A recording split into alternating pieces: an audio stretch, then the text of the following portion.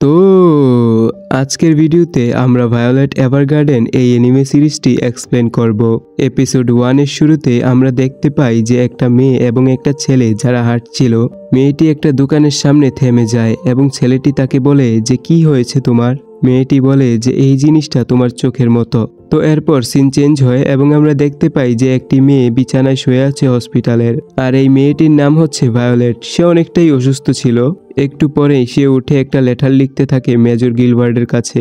লেটারে সে লিখতেছিল যে 120 দিনের জন্য আমি হসপিটালে ছিলাম, আমার শক্তি পুনরায় ফিরে এসেছে, চলাচল করতে একটু কষ্ট হচ্ছে, তারপরেও আমি আমার দায়িত্ব পালন করতে পারবো, আমাকে শীঘ্রই আমার পোস্টে ফিরিয়ে আসার অনুমতি দিন। এগুলো যখন সে লিখছিল তখন হঠাৎ করে তার হাত থেকে প্যান্টটি পড়ে যায়। প্যান্টটি যখন সে তুলতেই যায় তখন হঠাৎ করে জানলা থেকে অনেক বাতাস আছে এবং তার লেখা লেটারটি উড়িয়ে নিয়ে যায়। তখন আমরা একটা লোককে দেখতে পাই যে মূলত সেই মেয়েটাকে অর্থাৎ ভায়োলেটকে নিতে এসেছে। এই লোকটা হচ্ছে একজন কর্নেল। তো কর্নেল এবং নার্স যখন ভায়োলেটের রুমে প্রবেশ করে তখন তারা দেখতে পায় ভায়োলেট প্যান্ট তুলতে গিয়ে নিচে পড়ে গেছে। তখন মেয়েটি ওই লোকটিকে দেখে বলতে থাকে যে মেজর গিলবার্ট কোথায়, সে তো অনেক আহত ছিল, সে কি তার বাসায় ফিরতে পেরেছে ঠিক মতো? তখন নার্স বলতে থাকে যে তারা আমাদেরকে অনুমতি দিয়েছে তোমাকে হসপিটাল থেকে ছেড়ে দিতে। নার্সটি বলতে থাকে যে আপনি যখন এসেছেন তখন আপনিই তাকে নিয়ে যান। ভায়োলেট বলে যে মাফ করবেন স্যার, আমি আপনার কথা ভুলেই গিয়েছিলাম। এটা বলে ভায়োলেট কর্নেলকে সম্মান জানাতে থাকে। কর্নেল বলে যে সমস্যা নেই, তুমি বসো, আরাম করো। ভায়োলেট বলে যে আমি যদি ভুল না করি আমাদের দুবার দেখা হয়েছিল, তাই না? একবার প্রশিক্ষণের সময়, আরেকবার যুদ্ধের আগের রাতে। কর্নেল বলে যে তুমি ঠিক বলেছ। ভায়োলেট কর্নেলকে বলে আচ্ছা মেজর কি ঠিক আছে? তখন কর্নেলের মুখ থেকে যেন কথাই বের হচ্ছিল না। কিছুক্ষণ সময় নিয়ে তিনি বলেন যে তিনিই আমাকে এখানে পাঠিয়েছে। ভায়োলেট এখানে বলে তো তার মানে তিনি ভালো আছেন, কিন্তু কর্নেল এটাই কোনো কিছুই বলে না। ভায়োলেট বলতে থাকে যে ডাক্তার আমাকে বলেছে যে আমরা যুদ্ধে জিতে যাই। ভায়োলেট আরও বলে যে আমি মেজরের সঙ্গে দেখা করতে চাই। কর্নেল বলে যে তুমি আগে রেডি হও, আমি তাদেরকে বলছি গাড়ি পাঠানোর জন্য। তবে তার একটু পরেই তাদের গাড়ি চলে আসে। ভায়োলেট একা একা যেতে চাচ্ছিল, কিন্তু কর্নেল তার হাত ধরে বলে যে আমরা একসাথেই যাব, এটা মেজর আদেশ করেছে। তো কর্নেল তাকে নিয়ে অনেক পথ পাড়ি দিয়ে একটা বাড়িতে গিয়ে ওঠে। তাদের দুজনকে বসিয়ে চা খেতে দেয় ওই বাড়ির লোকজন। ভায়োলেট চা খাচ্ছিল না। তখন ওই বাড়ির যে প্রধান ছিল তাকে বলে ভায়োলেট তুমি চা খাও। ভায়োলেট যখন চা খেতে যায় তখন তার হাত থেকে কাপটি পড়ে যায়, আর তখন তার হাতেই চাটা পড়ে যায়। মহিলাটি তাকে বলে যে তোমার হাতে তো চা পড়েছে।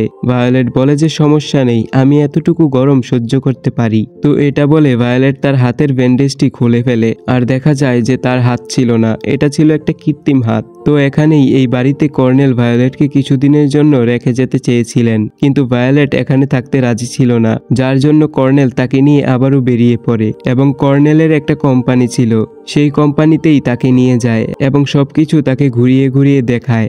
এরপর ভায়োলেটকে কর্নেল বলতে থাকে যে মেজর তোমাকে আমার কাছে দিয়ে গেছেন, এখন থেকে আমার সাথেই তোমাকে থাকতে হবে। তুমি চাইলে এখানে কাজ করতেও পারো, আবার নাও করতে পারো। ঠিক তখনই সেখানে একটা ছেলে আসে। কর্নেল তখন ভায়োলেটকে বলতে থাকে যে তার নাম হচ্ছে বেন্ডিক্স, সে একজন পোস্টম্যান। কর্নেল আরও বলে যে আমি এই সংস্থাটি শুরু করার আগে সে আমার একজন পুরনো বন্ধু ছিল। তো কর্নেল বেন্ডিক্সকে বলে যে সে আজ থেকে এখানেই কাজ করবে। বেন্ডিক্স বলে যে সে তো অনেক ছোট, সে কি পারবে কাজ করতে? তখন কর্নেল বলে যে সে দায়িত্ব পালনে সক্ষম। তারপর কর্নেল বলে যে আমি একটু বাইরে যাচ্ছি, তুমি ওকে যা যা শেখানোর দরকার তা শিখিয়ে দাও।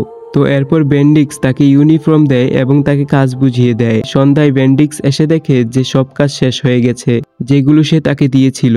তো এরপর দেখা যায় রাতের বেলা তারা তিনজন একসাথে বসে খাওয়া দাওয়া করতে থাকে।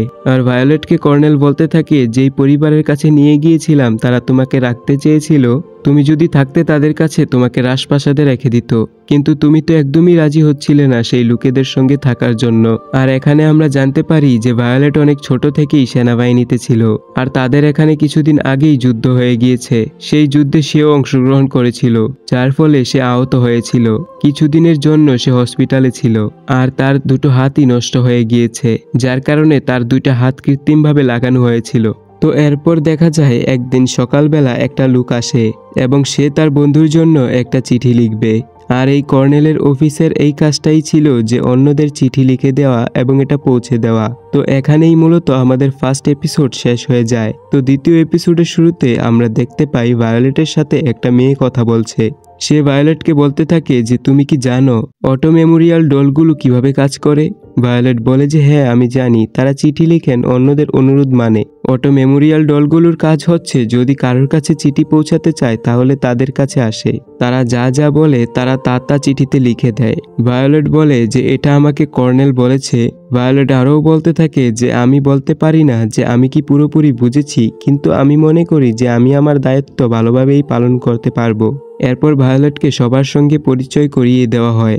এরপর ভায়োলেটকে একটা টাইপিং মেশিন দিয়ে বলে যে তুমি একটু চেষ্টা করে দেখো তো এই টাইপিং মেশিন দিয়ে টাইপ করতে পারো কিনা। তো দেখা যায় যে ভায়োলেট যখন টিপছিল তখন খুব ভালোভাবেই সেটা পারছিল।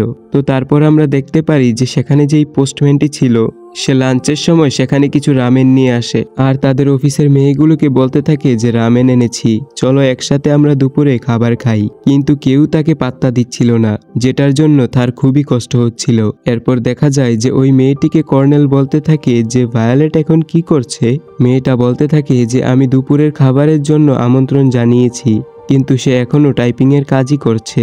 ওই দিন তাদের সবার ছুটির টাইম হয়ে যায়। তখন ওই মেয়েটি ভায়োলেটের কাছে গিয়ে বলে যে তুমি অনেক ভালো অনুশীলন করেছ, তোমাকে আমি কাল থেকেই সবার সঙ্গে কাজে লাগিয়ে দেব, আজ এখানেই শেষ করো।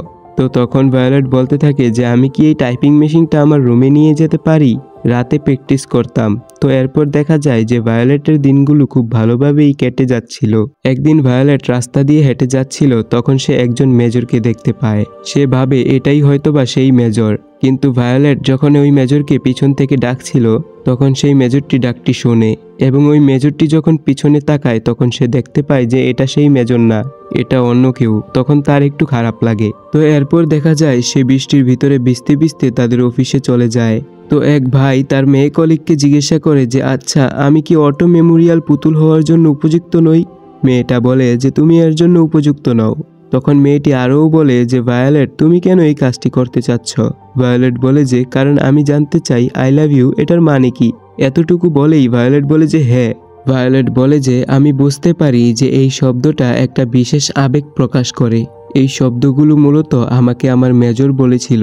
তো এরপর আমাদেরকে পরের দিনের দৃশ্য দেখানো হয়, যেখানে দেখা যায় কর্নেল ভায়োলেটকে একটা বক্স দেয় এবং বলে যে এটি খুলতে। আর এটি খুলতেই ভায়োলেট দেখতে পায় যে এটার ভিতরে একটা সুন্দর পাথর, যেটা দেখে সে অনেক বেশি খুশি হয় এবং বলতে থাকে যে এটা আমাকে আমার মেজর দিয়েছিল, আর এই পাথরটি আমার কাছ থেকে চুরি হয়ে গিয়েছিল। তো এরপরে রাতের বেলায় যখন কর্নেল তার জিএফকে নিয়ে বাড়ি গিয়েছিল তখন তার জিএফ তাকে বলে যে ভায়োলেট কোন মেজরের কথা বলছে। তখন কর্নেল বলে যে ভায়োলেট যার আন্ডারে কাজ করত, মানে যার আন্ডারে যুদ্ধ করত, সেই মেজরের কথাই বলছে।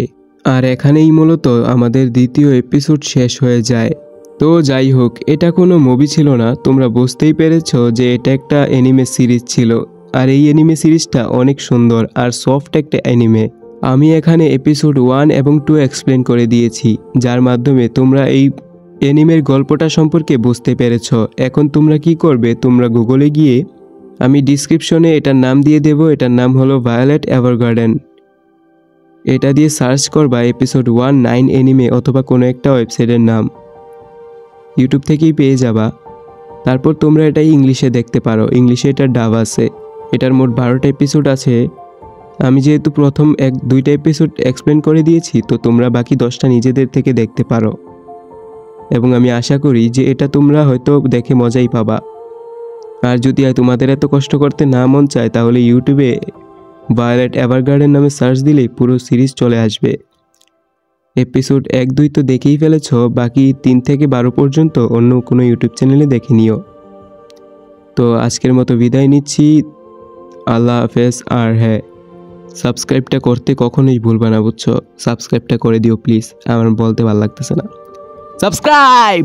By bye, tata, see you letter.